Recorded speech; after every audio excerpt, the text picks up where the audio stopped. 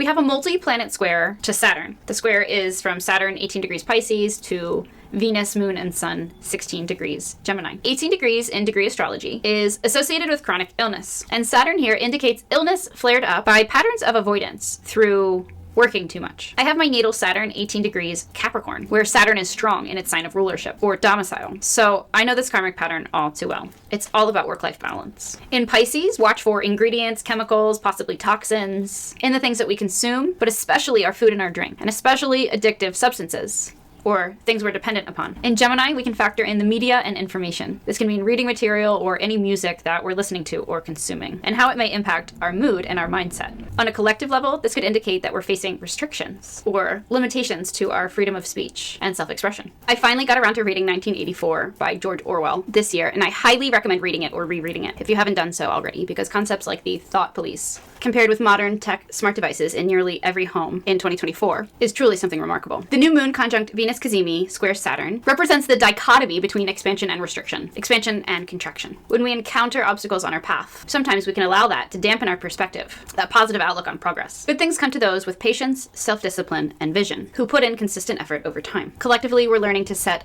boundaries, Saturn, in communication, Gemini. This can include the thoughts that we entertain or feed with energy. Later, when each of these planets square Neptune, we'll have an opportunity to dissolve patterns of escapism and addiction. Saturn is an important planet for the month of June. This is because it's the only planet to change its motion in the month of June, and because it's the planetary ruler for the back-to-back Capricorn full moons on June 21st and July 21st, the first and last days of Cancer season, respectively. Aspects to ruling planet Mercury. Mercury, like we said, is in one of its signs of rulership in Gemini. It's co-present with Jupiter and the Gemini New Moon, Venus Cazimi. I won't dive into too much detail with Jupiter and Gemini because I plan to put out a separate video, but let's discuss Mercury conjunct Jupiter. Jupiter expands Mercury's influence in this position. This expands our need collectively for socializing, communicating, networking, connecting, and traveling. You might get an itch for a quick getaway or a quick trip. In the early degrees of Gemini, we're in the process of picking a book to commit to reading, but we maybe haven't started reading the book yet. We might be organizing our ideas into manageable to-do lists before those ideas fly away. And we're still practicing everything Jupiter just taught us about embodying Taurus's presence, confidence, patience, pragmatism, stability, and groundedness over the past 12 months while Jupiter was in Taurus. I won't get too detailed about Jupiter and Gemini because I have another video dedicated to that, which I'll have linked here as an end card in the description box below and in the Gemini New Moon 2024 playlist. So we have Mercury and Jupiter conjunct while they're trine to Pluto in Aquarius. This brings deep insights and information that leads to social progress unfolding over the next 20 years, while Pluto progresses through Aquarius. This can bring an intense, sudden, or surprise message, a truth, or a revelation. Words have the power to transform. Words have the power to provide forgiveness. Pluto here can intensify travel plans and short trips. So for us personally, Gemini season is when our schedules get incredibly busy overnight. It's when our social calendars go from homebodying it up and working on the garden during Taurus season to out of nowhere juggling multiple Memorial Day and birthday party invitations from Memorial Day to the 4th of July. This is why I try to host Memorial Day and 4th of July to maximize that time at home with the dogs for Taurus and Cancer season. Gemini season is also when we travel short distance for short duration to Nashville for CMA Fest, a music festival. And then a few weeks afterward, we go to a more local festival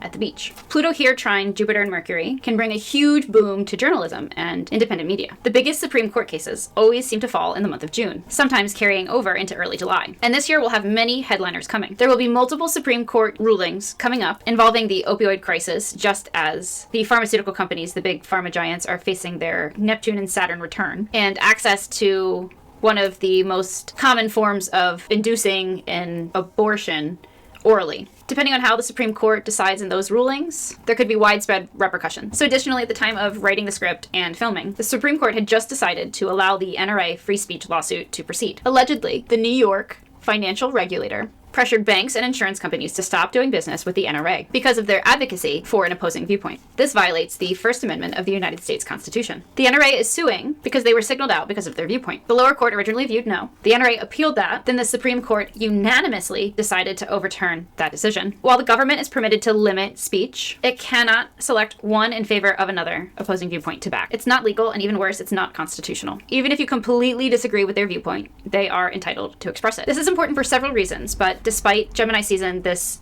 polarity we're seeing, this extreme difference throughout America, it's nice to see that our elected court of elders, whom we trust to make such important decisions, are unified unanimously. Pluto trine Jupiter and Mercury can also bring intense communication or an intense conversation that has the power to transform a relationship or connection. We may also see exposure of use of manipulative communication and manipulative media. The Sabian symbol associated with the 2024 Gemini New Moon rounds to 17 degrees Gemini, which is related to maturation. The Sabian symbols, A Screen of Prophecy by Diana E. Roche, or Roche.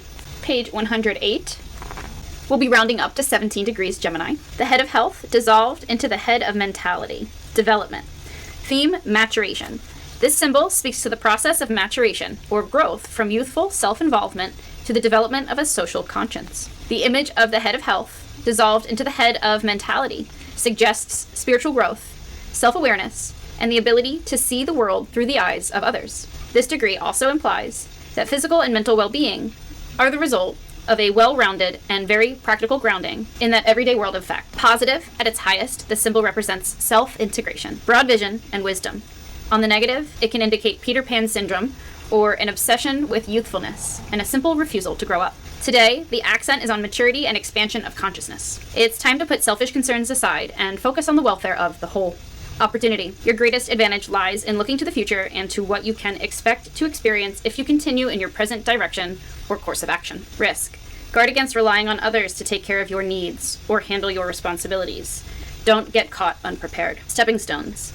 Maturation, adulthood, development, growth, evolution, completeness, wholeness, well-roundedness, self-integration, well-being, and wisdom. How to work with the Gemini New Moon. This Gemini season is the most Gemini of a season we've seen in the past 12 years since Jupiter was last in Gemini. Jupiter expands the energy and influence of Gemini, and Mercury, being in Gemini, in rulership, is further strengthening this energy and influence. This is expanding the chaos. I've been saying since the beginning, it feels a bit like a Mercury retrograde. I don't know if that's because I have some significant Gemini placements and energy, but my goodness, misunderstandings have been a theme the past few weeks, and we'll just skirt right on past that. Jupiter is expanding the energy. It's expanding the chaos, especially trine Pluto, which intensifies. It's expanding our curiosity, our need for variety, for change, along with the diversions and distractions. Many of us are experiencing too many irons in the fire, or realizing that Gemini has a tendency to verbally commit to things when they're feeling good, but then when they realize that they only have so much energy and that eventually runs out,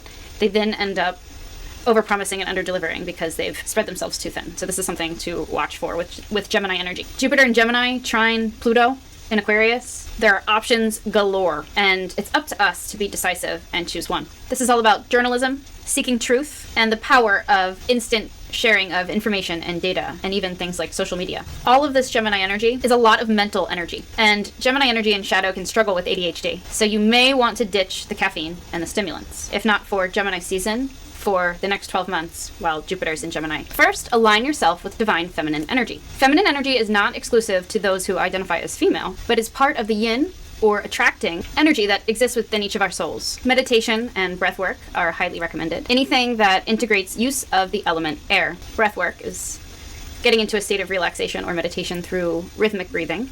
Air. Verbal affirmations, written or spoken, can be incredibly powerful, especially under the Gemini New Moon. Listening to subliminals. You can also use sound, the element air, music, binaural beats, uplifting frequencies, solfeggio frequencies, lo-fi waves, and gamma or theta, alpha, beta, etc. frequencies. You can write things out as lists, as in like a to-do list, and you can create vision boards. Since this Gemini New Moon highly involves Venus, featuring the Venus Cazimi, we'll need to honor Venus as well. Your home is a temple, and so is your body.